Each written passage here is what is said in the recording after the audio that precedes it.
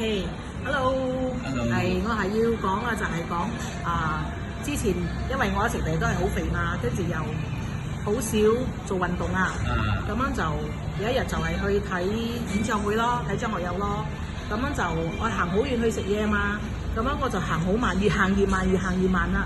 跟住我時頭就講我行得咁慢咯，跟住我講扯氣嘛，你哋咪行先咯，咁佢就行開去嗰度餓多嘢咯，我都開夫食咗之後，又急急腳咁樣又要行翻去搭 MRT 去Ascenda Arena 咯喎，咁樣跟住就我時頭就話咁樣真係好唔掂當咯，咁我亦都知道有個問題，即係代表邊度唔知心臟唔好啊，或者邊有阻塞咁啊，有啲氣扯氣嘛，咁樣翻離開之後咧，我就開始又食呢個Beefeal，食 Beefeal。其實我未 start Beefeal 之前咧，我翻嚟之後咧，有一日我就喺 office 咧就忽然間成身上身啦，漏鼻好似有蟻咬咁，鼻到落手全部喎，所以我就都係驚咯。跟住我就因為冇帶到 Beefeal 嘛，我就食咗3條樹樂多，跟住翻到屋企一放工翻到屋企就沖呢個。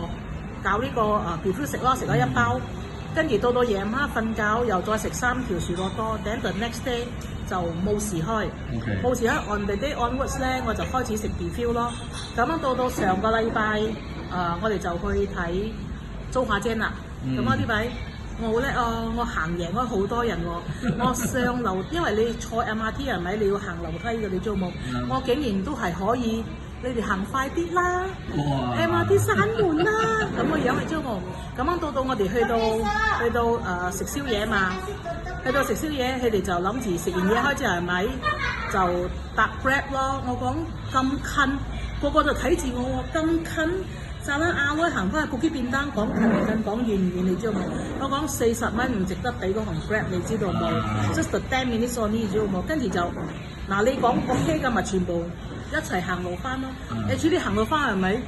我都冇感覺到扯氣，冇感覺到攰啊。所以 Beefeal 係咪加埋樹樂多係咪係可以錫得咁嘅樣咯？